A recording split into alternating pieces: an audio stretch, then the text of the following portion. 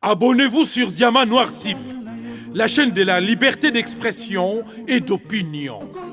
Abonnez-vous massivement. Diamant Noir TV, c'est votre chaîne.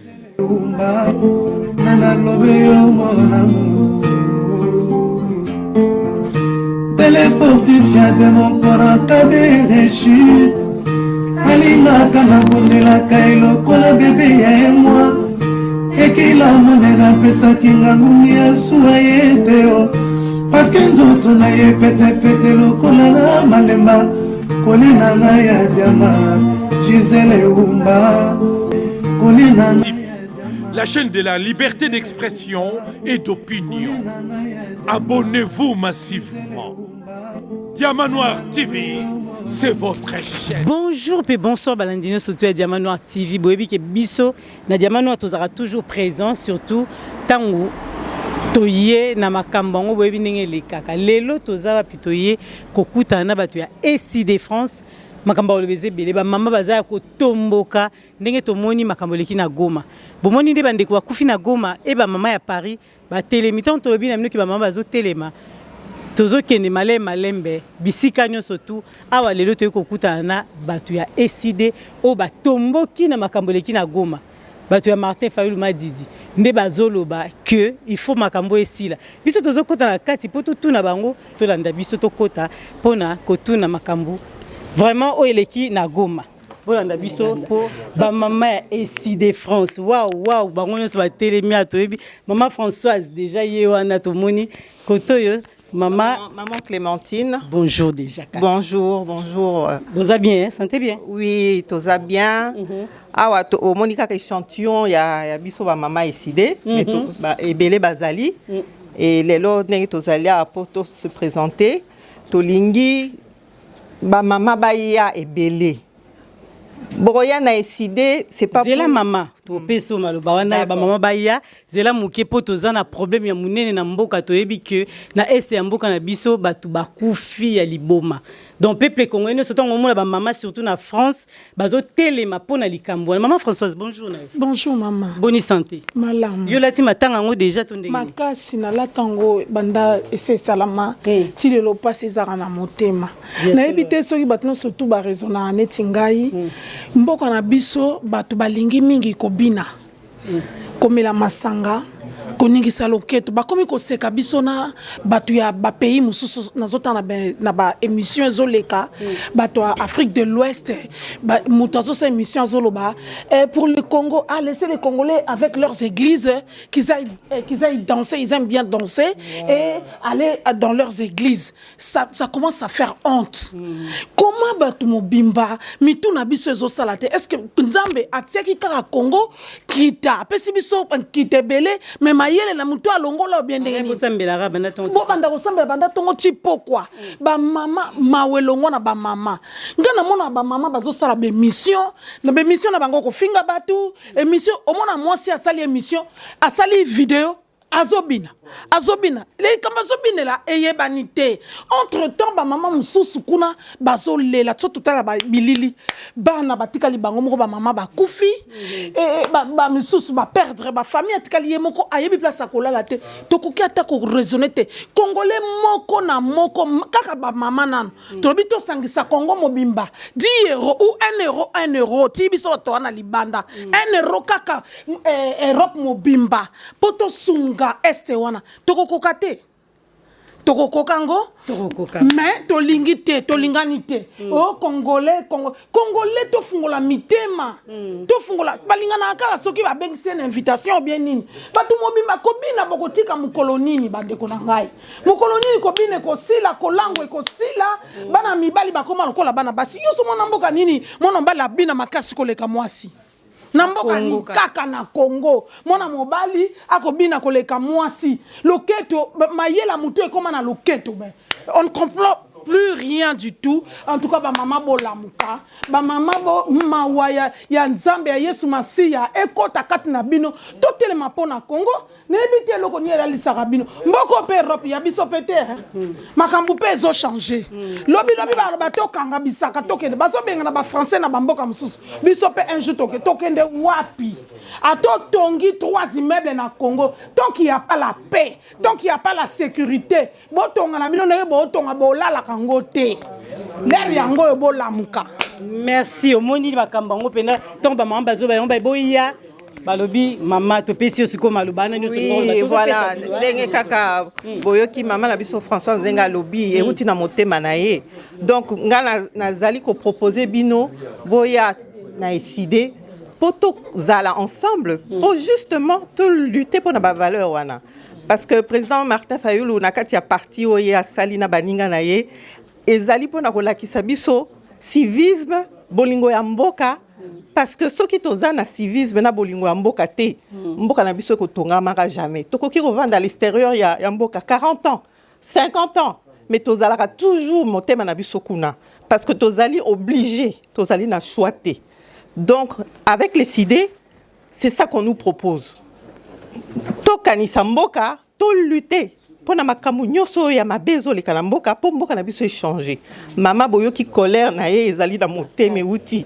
na moteba biso ba mama pe to na colère wana tozo ka ndenge bazo boma bandeko na biso ezo sa biso pasi alors venez nombreux avec ces idées on va faire ce qui est impossible on va faire devenir ça possible avec le président Martin Fayulu venez il y a beaucoup de choses à apprendre à les idées et idées à école il y a connaissance il y a mboka na biso école pour na ko avancer pour na développement mboka na biso boya biso ba mama toza sangani pe na kati ya idée tozali na fek tozali kokutana ensemble pour to solo la makambu mais makambu na biso to solo la ezali pour na parti et puis pour na mboka na biso donc boya ebele bo s'adhérer donc nyonso wana toza na souci ya nini ya mboka na biso Congo o to lingana na kati ya motema ta ata tokei wapi na bamboka nyoso tokendeke Congo ezalaka na motema na biso na ba pasi nyoso ba mama ba omona kuna na bandeko na biso maman Chantal peut-être relever la bino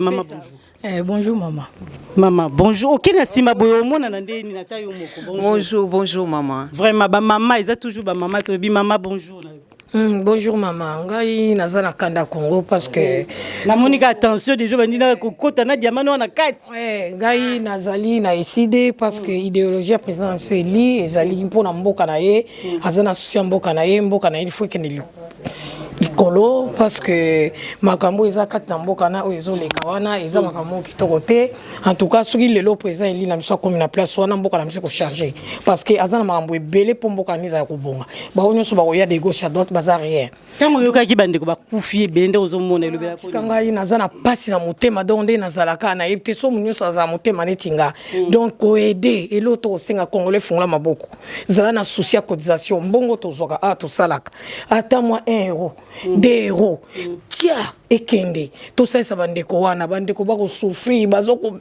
donc bako kata bango bako boma bango insécurité totale lelo ko ke na mboka wana ozo banga kieki oyebite parce que insécurité eleki mama ona Ituri ya bimbu nanga ne baby ndenge toza wana Ituri ba atangi ba kombo ebele na zango wana na WhatsApp mama nazolela abeti ba prière na machette abi eloko nye yoko sala na mboka na biso pona machette oyo machette elongwa machette eza pona kokata bilanga eza pona kokata batu te donc ndenge eza na pasi to salisa mboka na biso to salisa bandeko ba biso to sunga pepe saili donc nde toza onga na tsana ngo wana pona décider c'est possible boyoka te pona décider c'est possible soki président Eli aza congolais donc soki muto amonika za congolais 100% ndenge président Eli aza 100% makila Congo mboka ana pona président Eli ekotelema mais soki te so botia mino bandambu mboka ana na ebite so ekende wapi donc ndenge toza wana to yi kampiko to za un espoir tozo récupérer souveraineté na biso balinga te souveraineté wana to récupérer o bayibaki donc on a zala ngoya on a congolais fungula maboko salaka mwa cotisation muke pona mboka malien to telema pona mboka tala Mali eza ba diaspora pe basalaki ba Burkina Faso wana basalaki yango ya bomoni ezaka te bato baza kuna moto ba osala ngo biso toza awa to sunga bato wana mboka wana po balandaka biso awa po ape bango pe basali donc souci na ngaka yango wana o nyoso ba koloba to sala kaka ngo c'est moi Chantal Fadel c'est ça et ba maman na biso kanda temeleki ba maman a décidé donc tout le monde a dit bande pas maman Françoise tension sur tension maman on peut se comboter nga kombo na maman Soleil moi donc il faut pas biso moi tango loba justice moi eza justice moi yaka po éclairer batu nyonso tout mboka na biso soki biso moko to telemite muto akoya ko bundela Congo azali te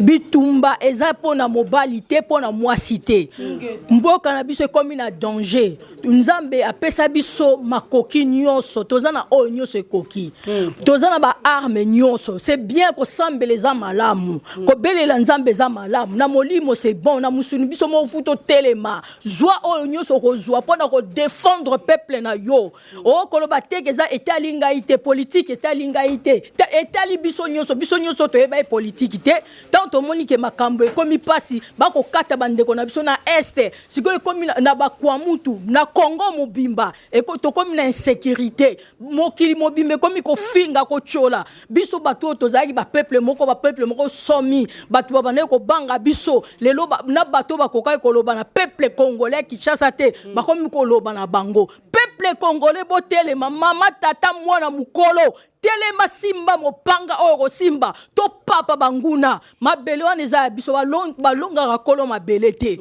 limba oyo nyoso ngaza kina ngoya ngwana ezo sa biso pasi ezo sa biso mawa oyo nyoso akozala na mwa possibilité pona bolingwa Congo pona bolingwa Congo soko za na 1 euro 2 euros 3 euros o nyoso ka nzamba tiona motema cotiser pour mboka wana avec président Martin Fayulu m'a dit tout est possible nzamba za na biso yango to so benga ba mama boye belé ba mama bozola la première tozongelo te tozongelo pe naka siko et puis biso 2 minutes pour maman lobité tozo ya wana maman Françoise nga kombo nanga maman Esther naza Esther na Bible ça mamba makasi naza moko ya membre ya biso ya iside nga na koloba pona likambo eleki na Goma oui na minute tozolo ba Goma mais Congo mobimba eza na insécurité eza kaka Goma te ata na kati ya Kinshasa mutu azotambola na insécurité ozoyeba te taxi nini na kota moto nini na mbaka partout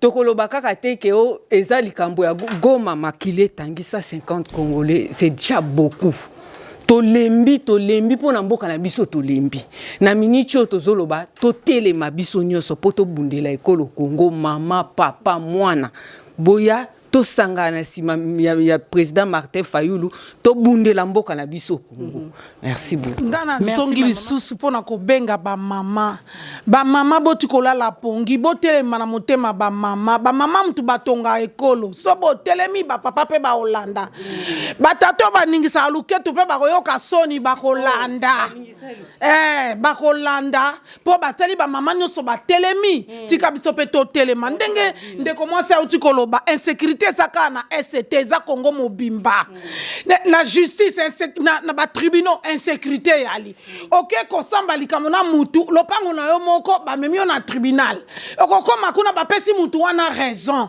et comme yo mutu mokolo lopango kota makala donc makambo ebele eza à revoir à refaire na Congo ndenge ndeko na bisa gabanzo ba tout est à refaire mboko na biso eza ko bandela zéro ya mwana yo mama ovana na ndako pomela ka mongonzo omela ka soke loko nini olangwa ko binaka bana batala ka makambo na télévision eza mabe ba mama dignité ya Congo tozolinga zonga mwasi ya Congo azaka suna dignité te pona ni ko tika ka banzoto mitaka ko binaka pamba ko finga na ka surtout kirimo ko bimana kati ya mboko yo bazo sala ba video yo kaka uniquement po bafinga na to ana posa ko ka ba mafinga na binote to ana posa batu ba réveiller ba mama to bundela mboka to kotikela bana na biso nini tokotikela bana biso nini héritage nini ya kofingaka bato ya kobinaka wana eza image ya mabe po mboka mokili mombe ezoseka biso na comportement na biso il faut to changer bato bakomi bango nyonso basi nyonso tu bakomi bango nyonso bakomi bajournaliste asa ekours ya journalisme déontologie ya journalisme boyebi yango osomi kaka mo appareil na yo okomi journaliste okomi kobetela bato bamasolo ezanga ntina na bato oyo balandaka bino nga alandaka bino te na zapaka bino donc bo changer comportement so tozo ezela bino maboko mibale na eside boya kosadere boya kosadere po ete tokoma ebele po tosikolisa mboka ingeta mbote na dieta kabuya bisika yali dieta kabuya mbote mingi toza mposa na oto moni ote toyebi kozala musala bon mbote pe na ba mama mususo bayete merci beaucoup maman maman journaliste vraiment bonjour Bila voilà bonjour madame Zigel santé ça va par la grâce de Dieu. Ok. Voilà, comme la situation au pays ne va pas, on ne peut pas se dire qu'on est en bonne santé tant qu'une partie de nos compatriotes sont chosifiés, sont vraiment humiliés. Donc, surtout à Goma. Surtout à Goma. Donc, et c'est de ça qu'on va parler. Donc, voilà. Ben, je vous écoute, là, je vous ai laissé la parole. La parole est voilà. Donc, je dirais ceci que, d'entrée de jeu, la mission première, je dis bien la mission première d'un président, c'est la protection des biens et des personnes. Et il avait, je pouvais même emboîter les pas, plutôt paraphraser ce qu'a dit M. Félix lors de son avènement. Il avait dit quoi? Que voilà, si j'arrive pas à donner la sécurité à ces peuples-là, j'aurais, comment dirais-je, c'est qu'il n'a pas rempli la mission pour laquelle il a été élu. Et qu'aujourd'hui, maintenant, je vais demander à M. Félix, est-ce que as-tu rempli la mission qui t'était assignée? Donc ça, c'est la question que je lui pose. Bref, ce qui se passe à Goma, voilà, ce qui se passe à Goma, c'est vraiment une situation inédite, sans précédent. Parce que vraiment, ça a atteint un cynisme qui atteint le paroxysme. Et on ne peut pas comprendre que les gens qui sont fauchés comme ça à la fleur de l'âge, de jeunes comme ça, qui devraient être l'avenir de la nation, ils sont fauchés, et sans que même la nation puisse être peut-être dans un état de choc. Non, on voit que comme si tout allait bien dans ces pays-là. Donc, parce que nous ne pouvons pas comprendre ça. Figurez-vous, moi, Namuka Koufaka na Grèce à Petit Ilani, ça a bougé toute l'Europe. Toute l'Europe était mobilisée. Mais nous, on a des gens qui sont tués avec une atrocité sans précédent, et bien ça ne met personne. C'est pour cette raison que nous disons que le peuple congolais, je pense que nous devons prendre notre destin en main. Parce que trop, c'est trop. Comme disait Papa Tshisekedi. Prenez-vous en charge. Voilà, il faut qu'on se prenne en charge parce que trop, c'est trop. Nous autres, on a finesse, donc on ne peut pas accepter les gens qui sont fauchés comme ça gratuitement sans que bateau base à la comment ça base à la protéger na bateau oh ba sengeli ba protéger parce que soda azali wana azali pour protéger la personne ah ouais, même tout le monde a raqué ceux qui au moins soda même aux mutumoka linga grimacer yo ah bon Dieu merci j'ai un protecteur mais na bambo kanabiso c'est pas le cas alors que la protection des biens et des personnes mais tout le monde ba image que bato bazo zo même donc babomi bango deux fois non pas seulement que babomi bango bazo même on a biloko na bango ba télévision et même des animaux quelle humiliation et on dit que ça c'est une armée. Donc vraiment, c'est du jamais vu. Ça entre dans les annales de l'histoire. Makambo du jamais vu. Même Kabila, c'est vrai qu'il était mauvais, mais je pense qu'on n'a pas vu ce genre de choses qui sont humiliantes, même aujourd'hui. Bande konabiso ba panafricain, bande konabiso ba africain, ba komiko ko sekabiso parce qu'ils ont dit mais ça c'est quel pays? Parce qu'on a un président de tous les attributs qu'on confère à un chef d'État, il n'en démontre même pas un. Et ça il n'est pas frustré, ça ne l'aimait pas. Donc voilà, à Kenaye, voilà, sans même dire un mot, les drapeaux ne sont pas en berne. Et donc voilà, Batou, Atabakoufi, Bakoufana Bangaloke. Mais si il y aurait juste un mot à dire au ministre de l'Intérieur, c'est pas le ministre de l'Intérieur, ministre de la Défense. Juste un mot, hein. Vous lui direz. Peut-être. Les ministres de l'Intérieur, donc je pense que dans des pays normaux, je pense qu'il devrait démissionner. Dans des pays normaux, je dis bien que dans des pays normaux, il devrait démissionner. Parce que tout le monde qui est vraiment insuffisance, insuffisance, les communiqués qu'il a donnés, je me suis posé la question, est-ce que vraiment, réellement, il est à sa place? Alors que nous avons besoin des personnes compétentes, des personnes qui sont là vraiment pour l'avenir de ces pays-là, mais malheureusement, c'est le contraire que nous voyons. Yangwana tosenga na batuke, boya na eside, ponake, Mbokawana, parce que les progrès ne vaut que s'il est partagé par tous. Malheureusement, que même Bisso na Mboka na Bisso Oyo, les gens sont divisés. Tala makambo Oyo, Utiko le Kanagoma Wana, Naba Mboka Mususu, le même soir ou le même jour, tout ça, la manifestation improvisée, malheureusement, on n'a pas réussi à le faire. Alors, président Mafa, pour Bisso Baneside, donc c'est l'homme qu'il faut à la place qu'il faut. C'est la seule personne qui a une probité, cette personne qui intègre, cette personne qui est constante dans son combat. Voilà. Donc je sais qu'une fois que le président Mafa Azui Bukonjoana, même à Kambanzale aussi là, parce qu'il y aura l'autosuffisance alimentaire. Parce qu'on ne peut pas comprendre dans un pays où on a 80% de terres arables, on doit avoir 28 000 personnes de malnutries. Mais attendez, comment pouvez-vous expliquer ça? Et la personne vient et il veut chercher un deuxième mandat. Donc bon voilà, je m'arrête là parce que je vais laisser la place à d'autres personnes. Okay. Voilà, donc en tout cas, peuple congolais, Boya, tout ça dans rue Dunkerque, Réunion Nabisse Salamaka chaque fin de semaine. Donc pour nous se mobiliser, pour nous bouter et mettre fin à ce système. Parce que c'est ce système-là qu'on doit mettre fin. Merci. Voilà. Merci. Bonjour. Bonjour maman Gisèle Lumba. Bonjour santé papa Patrick Mbamou. Santé eza malamoté hein, eza malamoté pour na Goma. Na bino mikondi. Pour na Goma maman. Bonjour. Bonjour maman Gisèle. Non, pour maman batomboki makasi moni fona bino na. Ba maman ba na raison batomboka parce que o ezo sali mana mboka ezo sepesa muto ata morte. Donc to lobelango. D'accord, donc tu as un président exécutif na adjoint nae. Biso mibali. To so la na bino ba congolais makambo kaka ezali koleka. To bandi pa na yo to loba makambo eleki na Goma. Ah, maman Gisèle Lumba. Bana na botama na mona no likambo ya boete. Ba bomi bato a bout portant na milice ya Félix Tshilombo. A créé brigade nae milice nae na katia ya présidence. Toza son armée donc cela voudrait dire que armée n'a pas sauté. Puisque na Goma kuna Goma FARDC. Mais FARDC batie ba pembeni.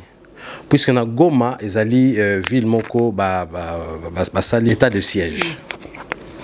Mais na état de siège wana Félix Tshilombo a tindi milice nae o a créé oyo ba garde républicaine na ya créé pour moni institution à garde républicaine wana ezalaka na mboka nyoso mais yena kati ya garde républicaine a créé sous garde républicaine na ye donc bande konaye oyo auti ko récupérer na village na bango et a pesi bango mot d'ordre que baboma et ces gens là ba désarmer FARDC. Le général Oazoko Kamba FARDC na territoire wana ya Kivu azana moya kolobate et ba milice wana ya garde présidentielle nae ba ke population wana bazaki na maboko baki na minduki te ba ke ko se réfugier dans une église ndenge zalaka à Paris oyebi église Saint-Bernard tant ba sans papier ba kotaki normalement même la Bible ba koma yango soki bozo luka mutu à côté une église balanda basimba ke soute botiki déjà botiki mais ba on ba koti ba beti masasi to moni ba image ba on ba kansa ke ba image ko maté to dans le monde mo aussi weza numérique le monde est devenu un village oyo zo ko sala sikoyo à l'instant T ba mokimo ba yebi mais to police soni moko mindele ba komi ko seka biso na kati Europa même ngai na musana ngai mindele batali ba image mais ce n'est pas possible dans un pays où ils sont souverains bazo boma peuple à bout portant comme ça et puis tant basi siko boma bango babani ko zo bantaba banzungu bamatela bazo kenango mais vraiment to Tshilombo memi biso wapi toza na matanga ya on za ko senga na bandeko nyos wani ko apporter aide na ye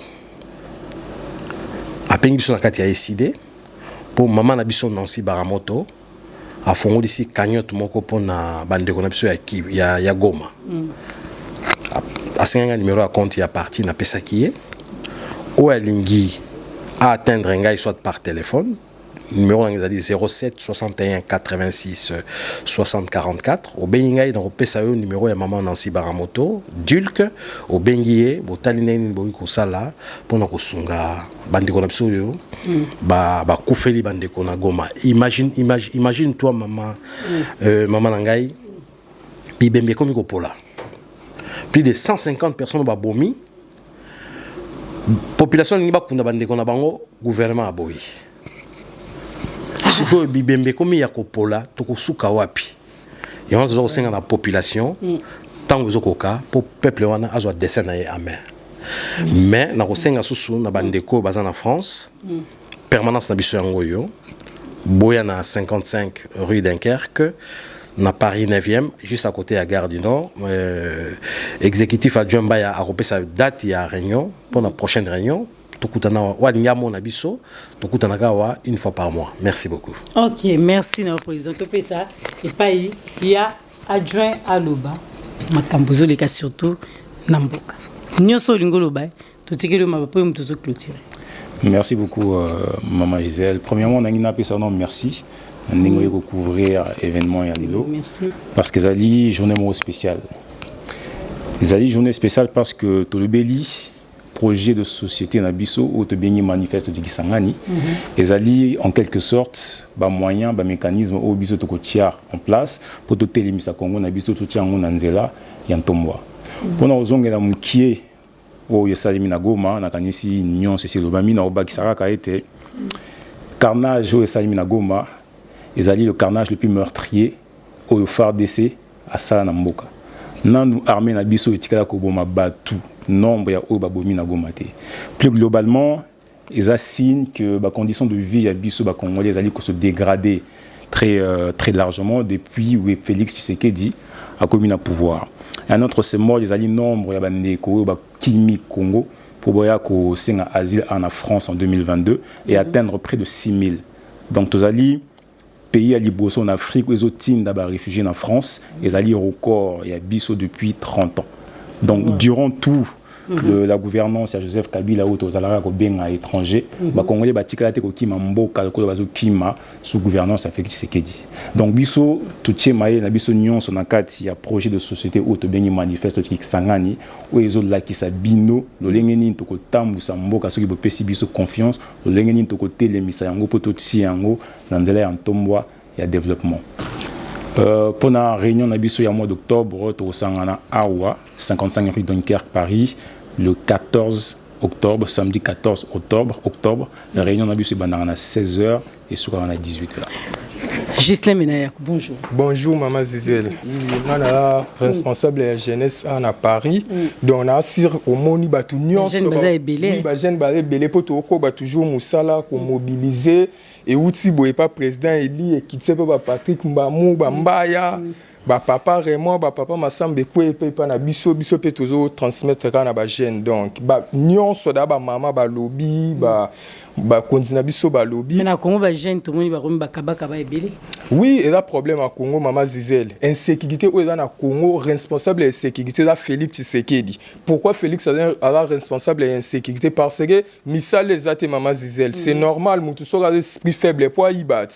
Ou on a ban misatu.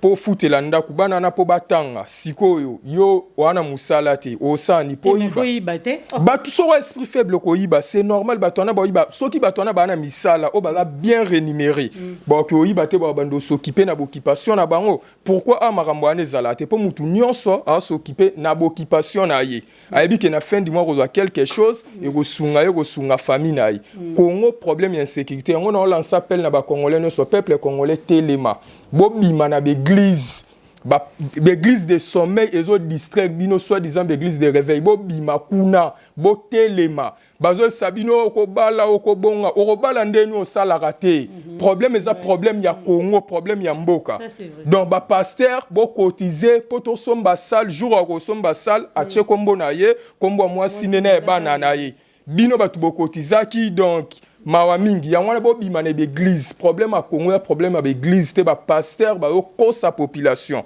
population mise en charge au libérer Congo Congolais no soit dans la France boya décidé to ana 55 rue d'Anker.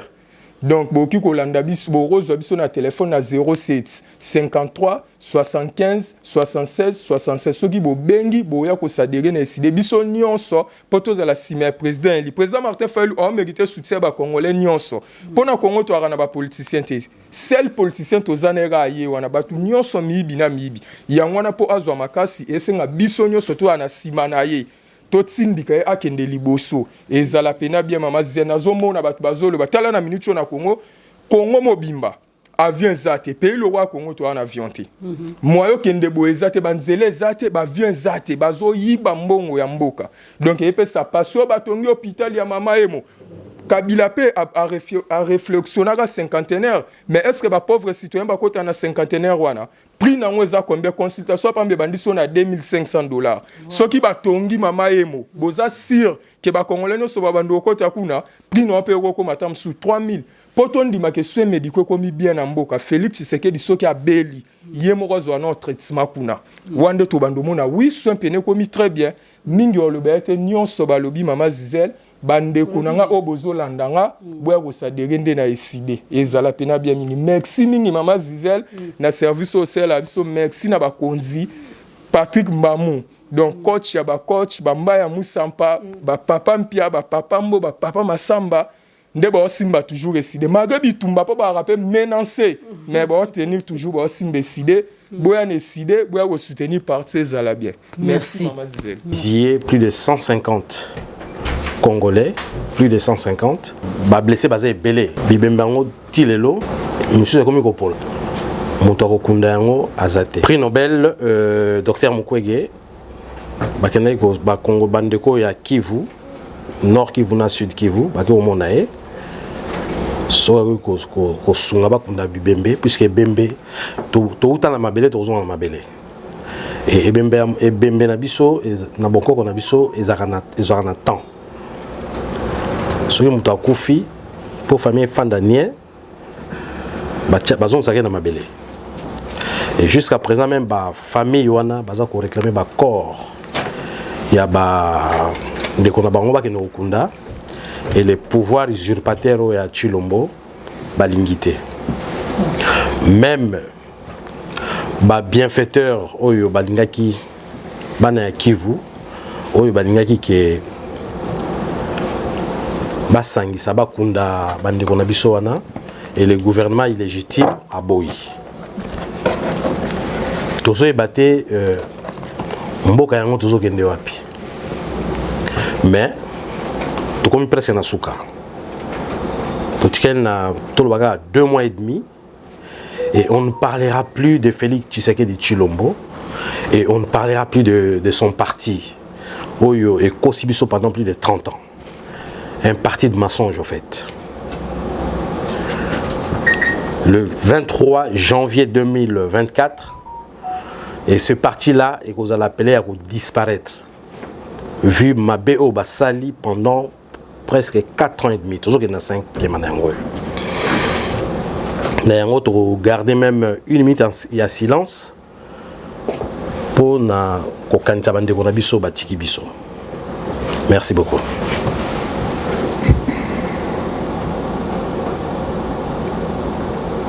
Merci. Alors, na maximum moké, azana mama na biso azana na Strasbourg, yazali coordonnatrice ya SID na Ouest et à France. Alors ça là, on appelle ça Grand Ouest. Alors ça la collecte ya fond na carnage salamaki na Goma. Asengaki numéro ya compte ya parti na pesaki yango. Et il y a des virements qui arrivent. Ce que est na sali capture d'écran na tinde. Donc au plus tard semaine prochaine, ba ko pesa combo ya mama moko na Kivu na Goma nde bakotinda bafon wana pona kosunga même ba famille oyo baza na se kolela bandeko na so batiki biso. Oui, au Kanissa. Après la réunion, à Sali Gessenae et que Gesse on est au coma. Et là, on a un baxement moqué et un. Alors, Bisso, tout ça, le slogan à Bisso, avec SID signifie engagement pour la citoyenneté et son développement. Avec SID pour la dignité du peuple congolais. Avec SID pour un Congo fort et prospère. Avec SID, c'est possible, c'est possible, c'est possible. Trop, on peut essayer. Avec SID pour la dignité du peuple congolais. Avec SID pour un Congo fort et prospère. Avec SID, c'est possible, c'est possible, c'est possible. On réitère encore. Avec SID pour la dignité du peuple congolais. Avec SID pour un Congo fort et prospère. Avec SID, c'est possible, c'est possible, c'est possible. Ok, avec SID c'est possible. Touti musika, touti pena musika, et tozo koma sikoyo, place voile toko lever, voile to comme à bon port. Donc c'est possible. Nous allons parler d'un projet à société. Je laisserai Mbaya, le secrétaire exécutif adjoint. Il va brosser un peu le projet de société Nabiso. Et après on va parler à finance et à parti. Je laisse Mbaya de prendre le premier point. Merci beaucoup Patrick pour la parole. Bonjour tout le monde. Dans notre sujet, merci. Merci pour la merci pour la mon spécial parce que tu repères ça biano na mituna na bino boye ba projet de société ici des années ceux qui ba congolais ba pesi biso confiance to kamba ekolo to komimango wapi to komimango ndenge nini. Voilà la répartition auquel je m'apprête à répondre dans les minutes qui suivent. Notre projet de société est sidé Tobengiango Manifeste de Kisangani. Pour l'année Tobengiango Manifeste de Kisangani parce que tout adopté en année passée na ngumba Kisangani au Binonion Soboebi et ali ville moko très symbolique. Pourquoi? Parce que tango Mobutu na impérialisme sali premier coup d'état na bango contre le Mumba. Nationaliste, kimaki bakenaki kosangana na Kisangani. À partir de là, banaki komana bango ya kosikola Congo pour ezonga libre.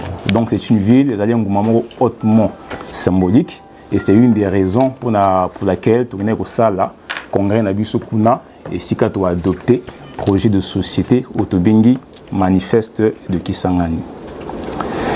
Donc ezali bouquins, ezali livres, sa journée mobima ko libéra yango mais j'ai fait de sorte que tout condensé en haut dans 20 minutes, une demi-heure plus ou moins. Donc ils sont très synthétiques, je vais aller très vite na ba point ébélé. Donc besoin de vous poser ma question si parfois n'a pas clair minute, d'accord? Donc présentation d'angaï est articulée autour de 4 points. Donc ba étape examinée, il y a liboso introduction. Nagatiwa plutôt la RDC en quelques points, en quelques éléments, to ba situation na mboko na biso, ya mboko na biso na ngonga oyo. Sima to ça la présentation en et SID, donner quelques dates importantes. Nathalie Sabine pe vision, mission, valeur na biso pe idéologie. Na simane to kota siko na mozindo ya présentation à biso ya lelo ezali projet de société ya SID appelé Manifeste de Kisangani. Et enfin, nous allons conclure séance questions-réponses. Il y a mon été parce que si ma exécutive m'a il faut présenter Binopé la statue Nabiso. Alors, on a testé notre connaissance au besoin dans la RDC. Donc, on a posé quelques questions, ça va être très très rapide. Est-ce que Binopé Sabiso superficie exacte de la RDC? Et ben, déjà, madame, juste là. 2 345 000 km². Oui, 410. 2 400. 30 et quelques. 2 345 Bon, moi, un peu si bonne réponse. 2 345 km. Bon, chiffre on a 2 345 860 km². Donc, vous avez plus ou moins tous raison. On donne des ordres de grandeur. Normal. Bon, puisqu'on est en France, est-ce que vous avez nombre ya bandeko ba Kimi Congo? Parce que ça au Kima, au ba Kimi Congo en 2022, faut ba ko bois Congo en France. N'a une estimation. Ce sont des données de l'OFA. Nous sommes le premier pays africain pourvoyeur de réfugiés. Donc, tu as dit 5940. Ok? Bon, question à péter. 5940 na dinga les années. Kotomitano, na Kama Libois, na Tukumine. Voilà. Donc 5940 Congolais, ba Kimi Mboka en 2022 pour baya ko senga Asie pour ya ko boka nguna ning to en France. Tozali pays à Liboso en termes de nombre de réfugiés en France et il faut boyer ba que nombre wana à 5940 ezali record il y a Congo sur les 30 dernières années. Donc pendant que Joseph Kabila a gouverné Tozo Bengaye Rwandais Mpaya, ba Congolais ba tikala ko kimate le ko ya to kimi na 2022. C'est pour dire que la décision Oyo Félix Tshisekedi Azali Kozwa les anango cosmétiques azo répondre à ta mukiete na ba problématique véritable biso ba Congolais. Donc ça c'était juste une parenthèse. Tout ça pour dire que Mboka na biso ezali na ba potentialité est belée en termes d'énergie, en termes de mines, en termes d'humains. Malheureusement toza konyo kwama mingi. Pourquoi? Parce que koza na ba ressources koza na ba ressources, koza na ba potentialité et sa richesse. Et singeli mayele ya bato e ya ko bakisama poto bongo na ba ressources, to bongo na ba potentialité et comme ba richesse et ma peu prospérité pour na bande ko na biso banso. Ezali moko ya ba raison o esali ete biso nyonso ndenge toza bo to s'engager. P président Martin Fayulu a s'engager. Donc et même biso siko na présentation il y a ECD. Bon, bataille ECD à Kalabazarapi. Maman Clémentine. Est-ce que quand vous voyez ça bandeko na année nini ECD et Kelami? Ça fait plus de 9 ans, en 2009. Bravo. Quel mois?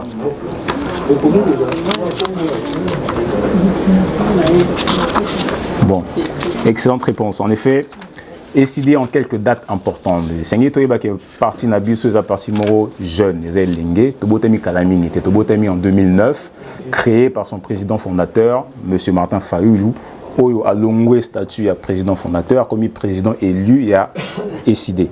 Tovota qui est année passée dans le congrès Otosalaki na Kisangani. Donc en 2011, Yemoro, M. Martin Fayulu a commencé à député national. En 2016, à Longwe, na siège naé parce que mandat ya Joseph Kabila, comme il na souka. Baninga mususu ba continuer en 2018, il y a zoki décision, il a abandonné siège naé en 2016 parce que ça correspondait à la fin de son mandat. Preuve que nous sommes dans un parti de valeur, nous sommes un parti de conviction. En 2018, malgré jeunesse y a parti, ba opposition nyon so ba sangami pour ba naé en tant que représentant na bango na ba élection. Donc en 2018 tango ba leader ya makasi to yebi ba poni M. Martin Fayulu as la candidat unique et opposition et si des Zaïra kana 11 ans vous imaginez 11 ans à Pamba mais ba jugé apte capable ya gozala candidat unique. Tout cela ce sont des preuves, des éléments qui prouvent que notre combat on le mène de façon sérieuse avec conviction. 2022, je l'ai dit à maintes reprises, congrès na biso to sayi na Kisangani, ville hautement symbolique et si kawapi toponi to adopter projet de société auto memeli ba congolais auto bengi manifeste de Kisangani. Le quoi la parti politique nyonso décidé ezali na ba vision, mission pe ba valeur na yango. Mission ezali objectif, ezali destination et si kawapi tozolinga to mema Congo et si kawa pito ko komisa Congo ceux qui bayi Congo bandimi biso to kamba ekolo. Mission ezali nzela nini tokozwa potokoma na destination. Ba valeur ezali etamboli na biso. Le lenga nini tokotambola na bandeko na biso poto keneti na objectif. Ya biso vision ezali na français bâtir un Congo libre, fort, digne et prospère. Tout le barangon a slogan. Libre parce que je pense que mouvement était enfin binonyo so boyebi était ni mobima mboka na biso Ituri na Kivu ezali lelo na maboko ya bapaya. Donc liberté ezali relatif, sengeli to zongisa bon somi ya solo na Congo. Notre mission c'est investir dans le citoyen et être au service du peuple. Investir dans le citoyen, comme je le disais en introduction, va nous permettre de transformer la potentialité na biso, transformer la réserve et la matière première autoza nango to comme ça richesse et prospérité pour la mandeko.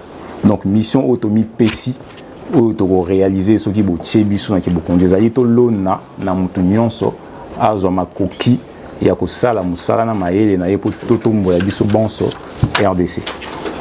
Valeur toza nango 12 les plus importantes, je vais citer selon moi amour, tolingana, tozali désormais du fait il y a l'histoire, tozali désormais ba compatriotes nakati ya école moko nakati ya mboka moko zali Congo. Choix ezate tolingana, tout construire elongo. Intégrité, diversité parce que tozali 250 ethnies je pense, autant de langues, ezali richesse et justice. Idéologie nabisseuse ali social libéralisme. Social libéralisme, pour faire très très court, les alliés idéologie politique économique, il y a un pays européen. Donc nous sommes favorables. Tola kola kola muka ekoningana. Na Équateur, ba nyele. To bosani histoire ba nyele. O ba boma. Kamuna sampo. Donc personne n'est épargné. Nous avons 5 ans à biso bandeko. Tous na Congo, na nord, na sud, na est et na ouest. Ba divers bandeko ba esika, ba telema to mona bango et puis dans ba carte wa, ba carte pour yaki. Donc soyez les bienvenus, hein. Nena odolo basiko yo, hein. Engagement pour la citoyenneté et le développement. SID. Donc oyeba ki SID comment? Oui. Oui. Il y a quoi avec un fait de déplacement là. Oui. Attends, voilà bien à quoi parce que côté bâtiment là pour la d'ailleurs ce membre ici exact. Et comme tout nous ça m'a fort. Voilà. Donc voilà bande ko ngana musu ba pa na Londres baza bata ici de kona. La contacter papa Didier. Et ça là il a ses déplacements. Ouais lobby ba 21h et comment la tombe. Monique. Sozoluka mwasi ata fanda ka ba okoma. Mais so bali mwasi wala komi ko botela yo, allez.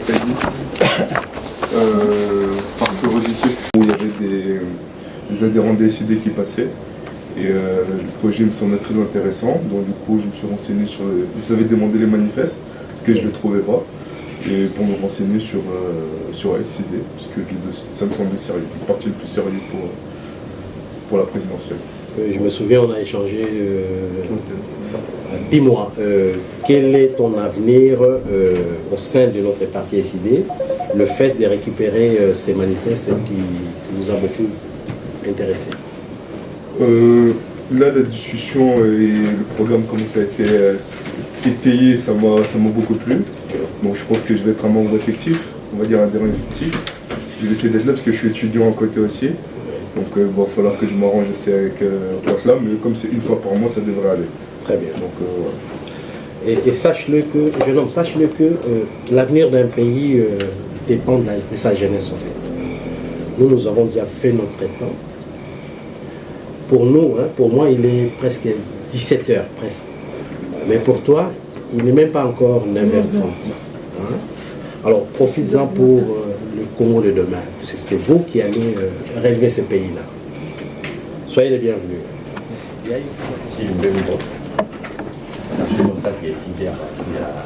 Maman Nana, na monsieur Mwani. C'est un numéro ya papa. Bamou. On a contacté. Obengai to sola inayo. Nene si bande comme ce le téléphone n'a rien raté.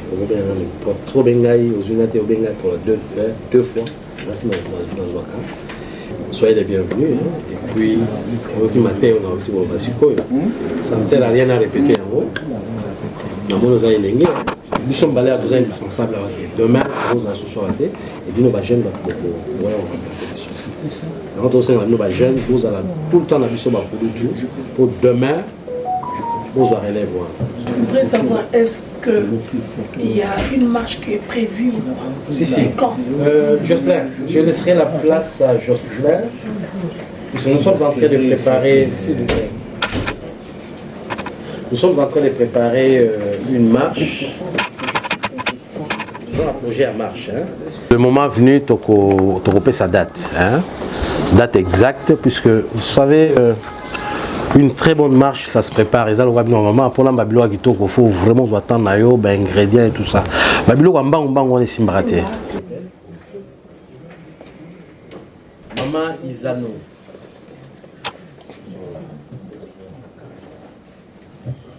Monsieur Manzanga.